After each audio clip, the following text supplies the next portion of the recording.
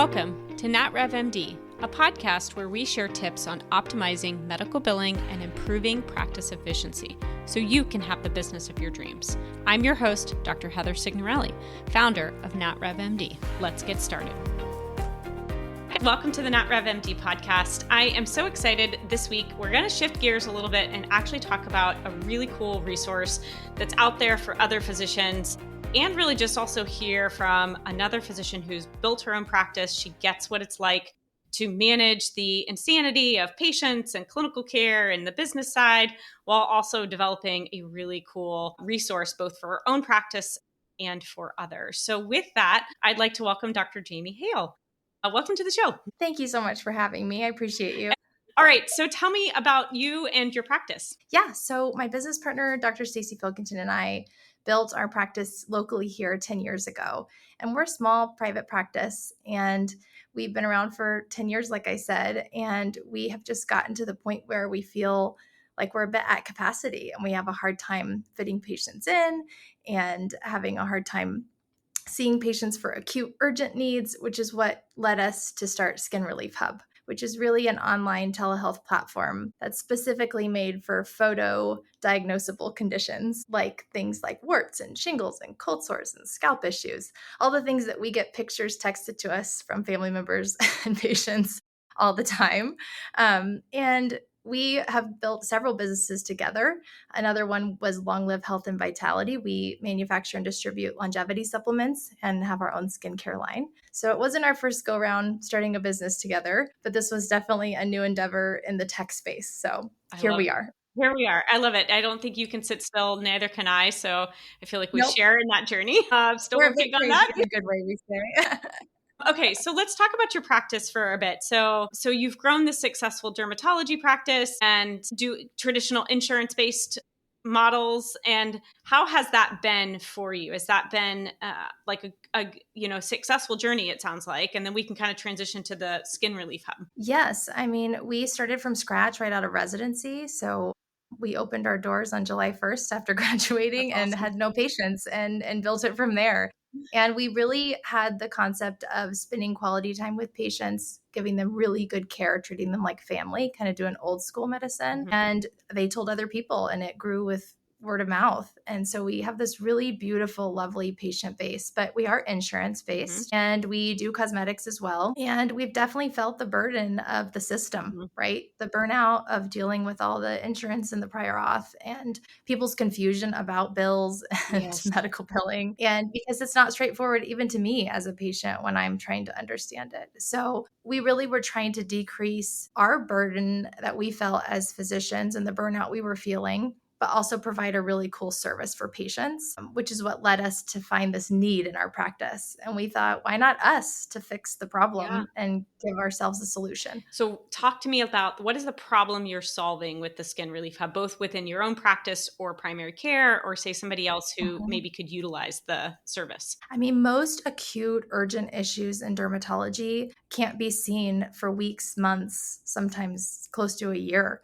And that's a problem because a lot of these things are pretty easy to treat, but they take time and they come up quickly. And so when you're booking out 6-8 months, you either end up derailing your whole day by filling then the schedule with them, or the patient waits and doesn't get good care, or they go to urgent care, primary care, and they do their best to give them those tools. But we were the ones that were trained to give them the best treatment and the best education and the holistic understanding of what their condition is, how they got it, how to prevent flares. And so we are trying to kind of fix both of those problems. And then even personally, we're busy moms. I've used a service like this for allergies for my son, and I was so appreciative not having to drag him into an office and getting good care, but not having to leave my home. So I think personally, we understand the value of it, but professionally, we really felt the need to have an outlet for these patients to get really good care, but not have to derail our day or any dermatologist's day to get that care. Well, and I think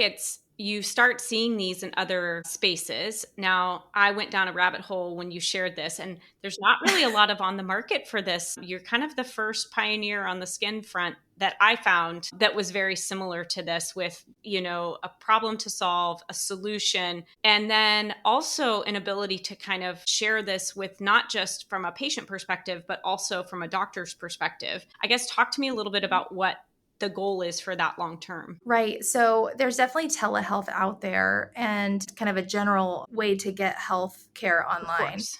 But we were really specific that there's some conditions that are safe to treat via telehealth and derm. There's some that's not. This doesn't replace general dermatology. And so we made our app a bit different than other ones in a sense that it's super simple. Patients go to the website, they see what they're going to be treating. There's kind of an other category, but it really guides them to hone in the issue. The other thing that makes it unique is they don't pay until it's reviewed. So the case is reviewed by the board certified dermatologist. We make sure that it's safe to treat and that we're going to be successful in treating it.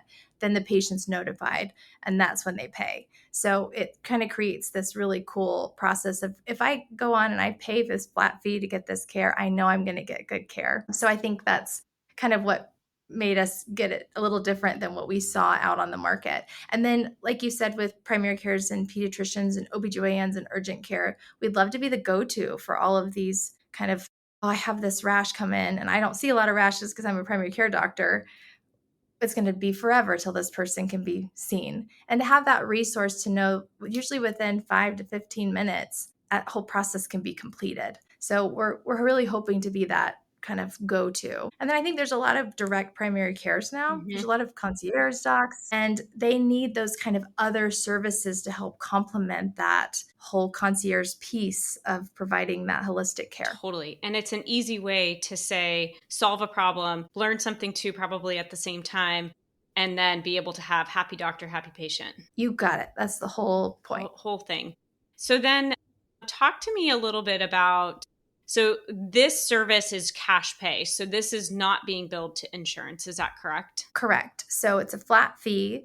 And then during the intake process, the patient does input their local pharmacy. And so if we do prescribe medications, we're using low cost generic medications that they could use their insurance for. But also we walk them through how to get coupons on GoodRx. And we really take cost into our minds when we're prescribing these things. Okay, got it. I mean, and I think that obviously if I can go see somebody quicker and I don't have to leave my home, I'm personally going to choose even cash pay, like just make it easy because mom, physician, entrepreneur, all the things make it hard to sometimes just do simple errands or calling places to even schedule an appointment. I don't know about you, but that is like my pet peeve. Yeah, you can be on hold for a long time and a piece of your soul dies every time. Yes, that's exactly right. And I just don't have time for that.